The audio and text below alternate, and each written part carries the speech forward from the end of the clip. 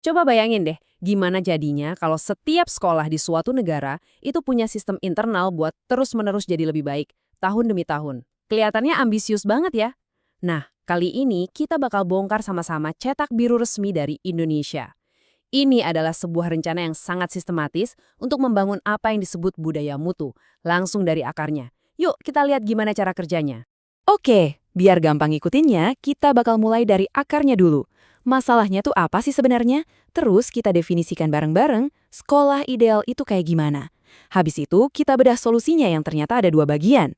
Kita intip juga siklus peningkatannya di lapangan, dan terakhir kita rangkai semua kepingan puzzle ini jadi satu gambaran besar. Oke, sebelum kita ngomongin solusi, kita harus paham dulu dong masalahnya. Dan ya, cara terbaik buat paham itu ya dengan dengerin langsung dari mereka yang ada di garis depan, para pendidik. Coba deh, perhatikan tulisan tangan ini. Ini bukan laporan konsultan yang rapi loh. Ini tuh suara hati, keluhan, dan tantangan nyata yang ditulis langsung sama guru dan kepala sekolah.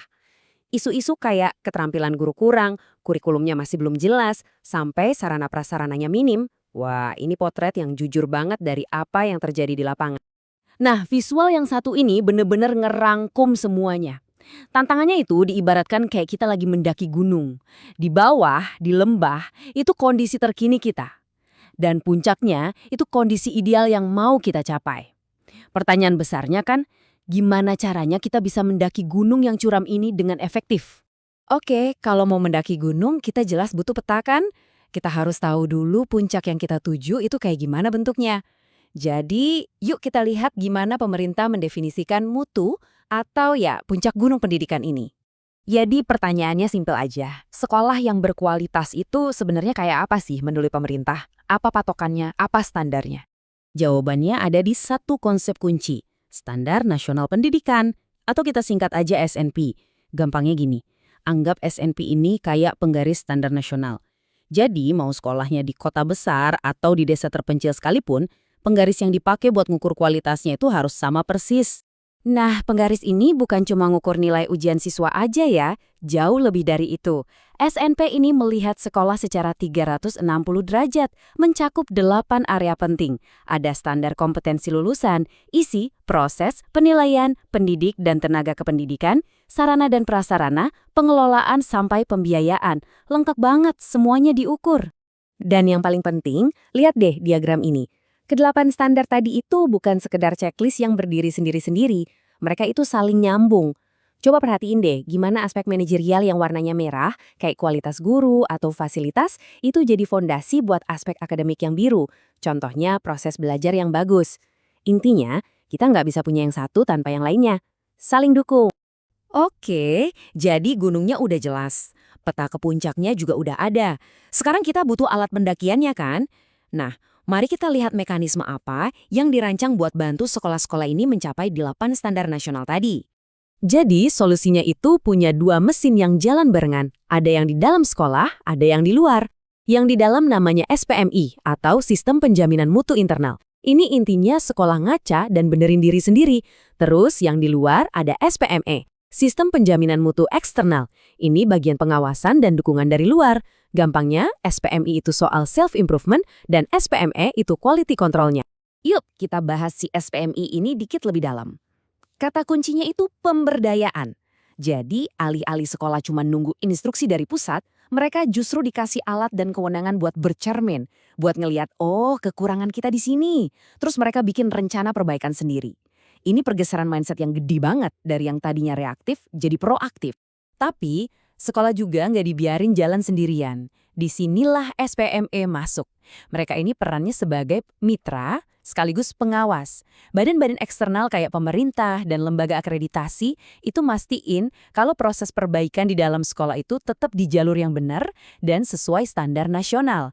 Jadi, SPMI dan SPME ini benar-benar saling melengkapi. Nah, sekarang kita masuk ke jantungnya sistem ini. Gimana sih siklus perbaikan ini benar-benar jalan di lapangan? Yuk kita bongkar proses tahunan yang mesti dijalanin sama setiap sekolah. Pertanyaannya kan, gimana caranya sebuah sekolah itu bisa berubah? Dari yang cuma sekedar tahu masalahnya apa, sampai benar-benar jadi institusi yang punya budaya mutu, yang terus-menerus mau lebih baik. Jawabannya ada di sebuah siklus 5 langkah. Siklusnya begini, simple kok. Langkah pertama, pemetaan mutu. Sekolah ngaca dulu, lihat posisi mereka sekarang di mana. Langkah kedua, rencana pemenuhan. Oke, habis tahu masalahnya, mereka bikin rencana perbaikan. Ketiga, pelaksanaan. Ya, rencananya dijalanin. Keempat, monitor dan evaluasi. Dicek lagi, berhasil nggak rencananya? Dan ini yang paling krusial. Langkah kelima, penetapan standar baru. Jadi begitu target tercapai, mereka nggak berhenti. Mereka justru pasang target baru yang lebih tinggi buat siklus berikutnya. Nah, visual pegas ini metafora yang pas banget. Siklus ini bukan lingkaran setan yang muter-muter di situ aja. Ini tuh pegas yang terus bergerak ke atas. Setiap satu putaran siklus, dari pemetaan, rencana, pelaksanaan, sampai evaluasi, itu mendorong kualitas sekolah ke level yang lebih tinggi lagi. Jadi tujuannya bukan perbaikan sesaat, tapi pertumbuhan yang terus-menerus. Oke, kita udah lihat semua kepingan puzzle-nya nih. Ada masalahnya, ada standarnya, ada sistem internal dan eksternal. Sekarang, yuk kita coba satukan semuanya dan lihat gimana ini semua bekerja sama untuk satu tujuan utama. Diagram ini nunjukin ekosistem lengkapnya. Coba lihat, di paling tengah, di intinya, itu ada siklus internal sekolah, si SPMI tadi. Tapi dia nggak sendirian kan? Dia itu dikelilingi dan didukung sama lapisan-lapisan eksternal, SPME, mulai dari pemerintah daerah sampai Badan Akreditasi Nasional. Semuanya ini bekerja sebagai satu kesatuan, sebagai satu sistem. Dan kutipan ini ngejelasin filosofi di baliknya. Kenapa sih fokusnya harus banget ke sekolah? Ya jawabannya sederhana, karena sekolah itu porosnya.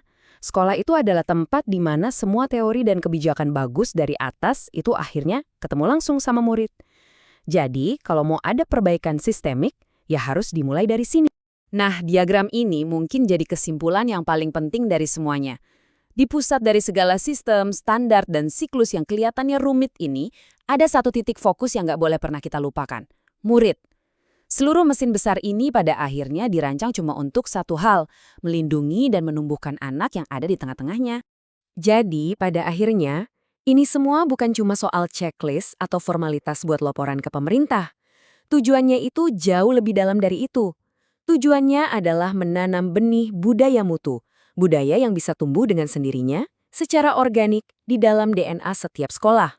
Dan ini bikin kita jadi mikir ya, coba bayangin, seandainya setiap sekolah, atau bahkan mungkin setiap institusi publik, punya mekanisme buat perbaikan diri yang konstan dan sistematis kayak gini, kira-kira seberapa besar ya potensi yang bisa kita buka untuk generasi-generasi yang akan datang?